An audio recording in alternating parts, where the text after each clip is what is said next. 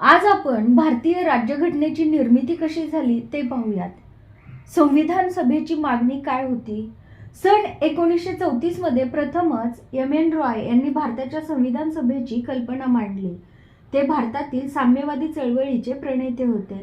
सन 1935 मध्ये भारतीय राष्ट्रीय काँग्रेसने प्रथमच भारताची राज्यघटना तयार करण्यासाठी संविधान सभेची अधिकृतपणे मागणी केली. स्वतंत्र भारताची राज्यघटना प्रौढ मताधिकाराच्या आधारे निवडलेल्या संविधान सभेने कोणत्याही बाह्य हस्तक्षेपाशिवाय तयार केली पाहिजे, असे जवाहरलाल नेहरूंनी 1938 मध्ये भारतीय राष्ट्रीय काँग्रेसच्या वतीने घोषित केले. हा दृष्टिकोन समोर ठेवून भारतीय राष्ट्रीय काँग्रेसने 1939 मध्ये ठराव पारित करून तो मान्य केला. अखेर ब्रिटिश सरकारने 1940 मध्ये ऑगस्ट ऑफर म्हणून ओळखल्या जाणाऱ्या प्रस्तावात ही मागणी तत्वतः मान्य केली. सन 1942 मध्ये मंत्रिमंडळाचे सदस्य सर स्टॅफोर्ड क्रिप्स ब्रिटिश सरकारच्या मसुदा प्रस्तावासह भारतात आले. दुसऱ्या महायुद्धानंतर स्वीकारल्या जाणाऱ्या स्वतंत्र राज्यघटनेची रचना हा या प्रस्तावाचा विषय होता. क्रिप्स यांचा प्रस्ताव मुस्लिम लीगने नाकारला. 2 स्वतंत्र संविधान सभांसह 2 स्वायत्त राष्ट्रांमध्ये भारताची विभागणी करण्यात यावी अशी मुस्लिम लीगची इच्छा होती.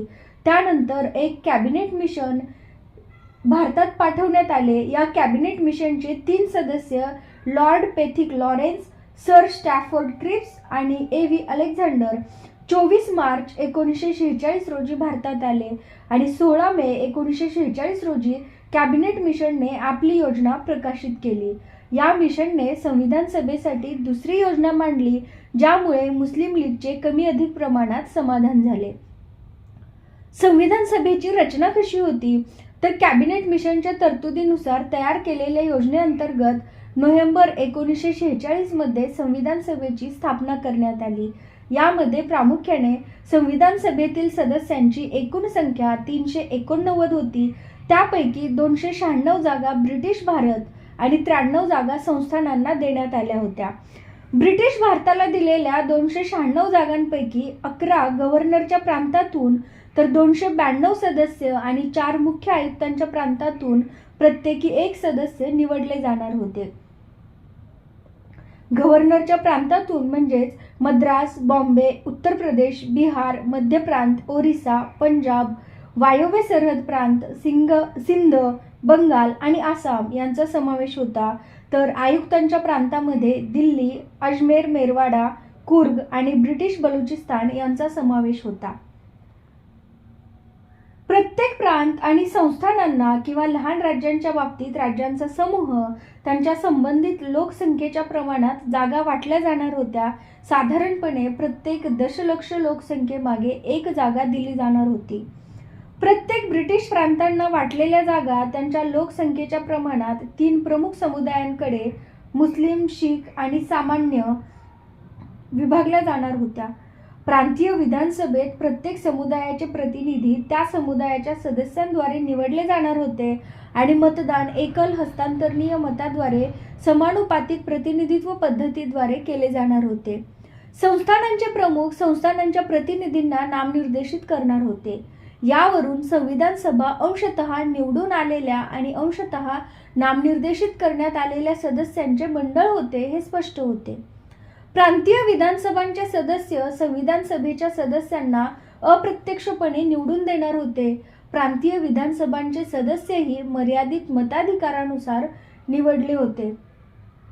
सन 1935च्या भारत सरकार कायद्याने कर, मालमत्ता आणि इतर पात्रता आधारावर मर्यादित मताधिकार मंजूर केलेला होता. जुलै-ऑगस्ट 1946 मध्ये संविधान सभेच्या निवडणुका ब्रिटिश भारतीय प्रांतांना दिलेल्या 296 जागांसाठी पार पडल्या. भारतीय राष्ट्रीय काँग्रेसने 208 जागा जिंकल्या तर मुस्लिम लीगला 73 जागा आणि लहान गट आणि अपक्षांना उर्वरित 15 जागा मिळाल्या. मात्र संस्थानांनी संविधान सभेपासून दूर राहण्याचा निर्णय घेतल्याने नेत्यांना वाटून दिलेल्या 93 जागा भरल्या गेल्या नाहीत. संविधान सभेच्या सदस्यांची निवड भारतातील जनतेने थेट प्रौढ मताधिकाराच्या आधारे केलेली नसली तरी संविधान सभेत भारतीय समाजातील सर्व घटकांचे प्रतिनिधी हिंदू, मुस्लिम, शीख, पारशी, अँग्लो इंडियन, भारतीय ख्रिश्चन, अनुसूचित जाती, अनुसूचित जमाती यांचा समावेश होता. या सर्व घटकातील महिलांचाही सभेत समावेश आहे. या विधानसभेत महात्मा गांधी वगळता भारतातील सर्व महत्त्वाच्या व्यक्तींचा समावेश होता. 1946च्या संविधान सभेतील जागा वाटप प्रामुख्याने ब्रिटिश आधिपत्याखालील भारतीय प्रांत ज्यांना की 292 जागा, संस्थाने यांना 93 जागा, मुख्य आयुक्तांचे 4 प्रांत यांना 4 जागा असे एकूण 389 जागा होत्या.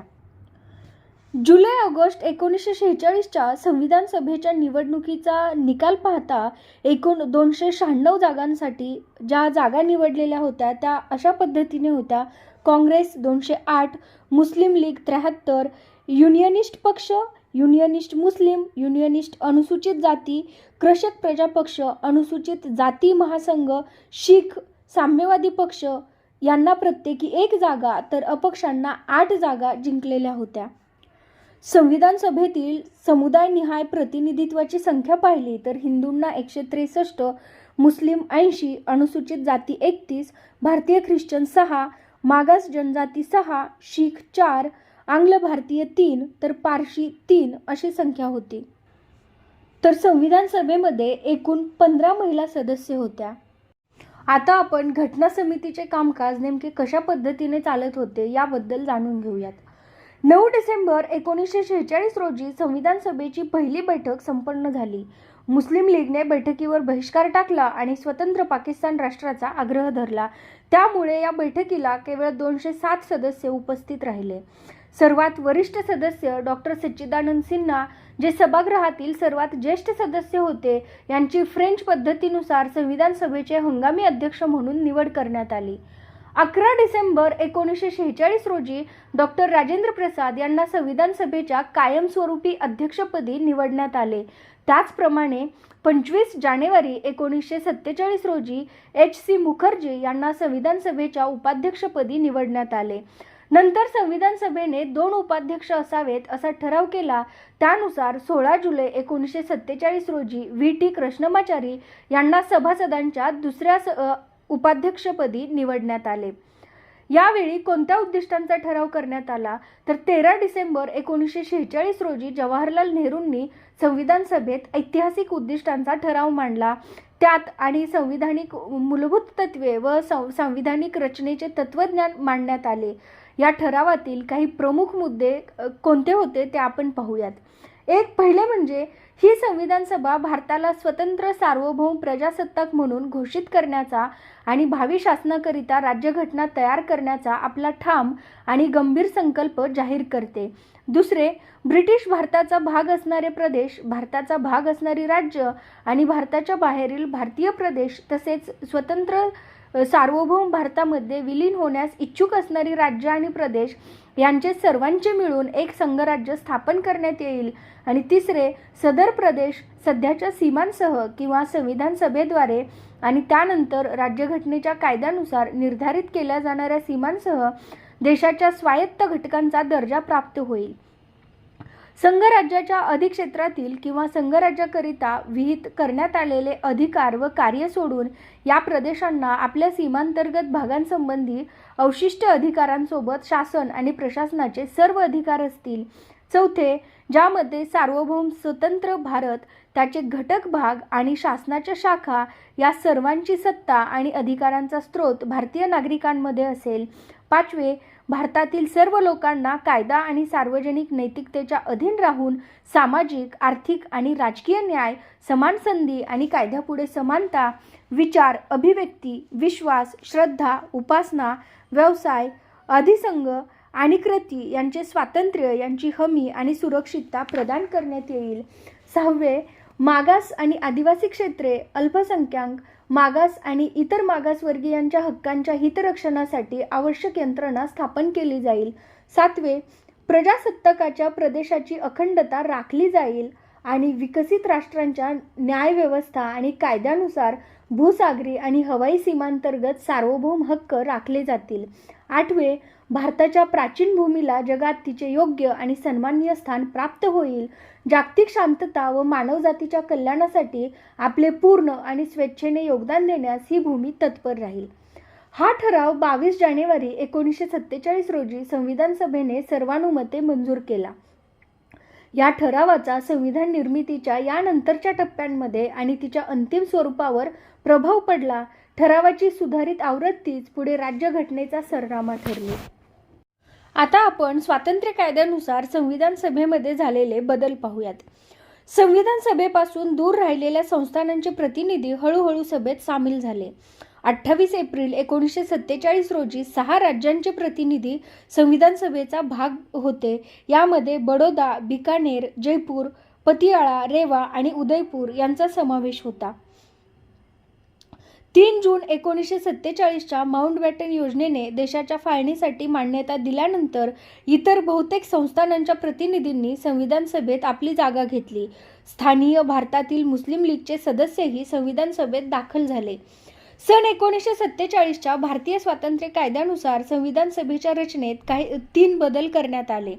पहिलं म्हणजे संविधान सभा ही एक पूर्णपणे शाश्वत संस्था झाली होती. तिच्या इच्छेनुसार सभा कोणतीही राज्यघटना तयार करू शकणार होती. या कायद्याने ब्रिटनच्या संसदेने भारतासंदर्भात केलेला कोणताही कायदा रद्द करण्याचा किंवा त्यात बदल करण्याचा अधिकार संविधान सभेला देण्यात आला होता. दुसरा बदल म्हणजे संविधान सभा वैधानिक मंडळ ठरली. दुसऱ्या शब्दात सांगायचे तर संविधान सभेला 2 स्वतंत्र कार्य सोपवण्यात आली होती. स्वतंत्र भारतासाठी राज्यघटना तयार करणे आणि देशासाठी सर्वसाधारण कायदे तयार करणे. ही दोन्ही कामे वेगवेगळ्या दिवशी करायची होती. अशा प्रकारे विधानसभा ही स्वतंत्र भारताची पहिली संसद म्हणजेच स्थानीय विधिमंडळ ठरली. जेव्हा संविधान सभेची घटना निर्मिती समिती म्हणून बैठक होत असे तेव्हा तिचे अध्यक्षपद डॉक्टर राजेंद्र प्रसाद यांच्याकडे असायचे आणि जेव्हा विधानमंडळ म्हणून बैठक होत असे तेव्हा तिचे अध्यक्षपद जी.व्ही. मावळणकर यांच्याकडे असायचे. 17 नोव्हेंबर 1947 रोजी संविधान सभा प्रथमच स्वतंत्र विधानमंडळ म्हणून भरविण्यात आली आणि जी.व्ही. मावळणकर यांची सभापतीपदी नियुक्ती करण्यात आली. ही दोन्ही कार्य 26 नोव्हेंबर 1949 पर्यंत म्हणजेच संविधान तयार करण्याचे काम संपेपर्यंत सुरू होते. तिसरा बदल मुस्लिम लीगच्या सदस्यांनी पाकिस्तानमध्ये विलीन झालेल्या भागातील ज्यामध्ये पश्चिम पंजाब, पूर्व बंगाल, वायव्य सरहद प्रांत, सिंध, बलुचिस्तान आणि आसपासचे सिलेट जिल्हा यांचा समावेश होता. पाकिस्तानासाठी स्वतंत्र संविधान सभा स्थापन करण्यात आलेली होती. तर या भारताच्या संविधान सभेतून माघार घेतली. त्यामुळे विधानसभेचे एकूण संख्याबळ 299 पर्यंत खाली आले. सन 1946 मध्ये कॅबिनेट मिशन योजनेअंतर्गत संविधान सभेची सदस्य संख्या 389 पर्यंत निश्चित करण्यात आली होती. भारतीय प्रांतांची पूर्वीचे ब्रिटिश प्रांत सदस्य संख्या 296 वरून 229 आणि संस्थानांची सदस्य संख्या 93 वरून 70 पर्यंत कमी करण्यात आली. आता आपण संविधान सभेची इतर कार्ये जाणून घेऊयात. संविधानाची निर्मिती आणि सामान्य कायदे तयार करण्याव्यतिरिक्त संविधान सभेने खालील कार्ये देखील पार पाडली. मे 1949 मध्ये भारताच्या राष्ट्रकुल सदस्यत्वाला मान्यता देण्यात आली. 22 जुलै 1947 रोजी राष्ट्रध्वज स्वीकारण्यात आला. 24 जानेवारी 1950 रोजी राष्ट्रगीत स्वीकारण्यात आले. याने 24 जानेवारी 1950 रोजी राष्ट्रीय गीत स्वीकारण्यात आले. 24 जानेवारी 1950 रोजी भारताचे पहिले राष्ट्रपती म्हणून डॉक्टर राजेंद्र प्रसाद यांची निवड करण्यात आली. संविधान सभेची 2 वर्ष 11 महिने आणि 18 दिवसात एकूण 11 सत्रे झाली.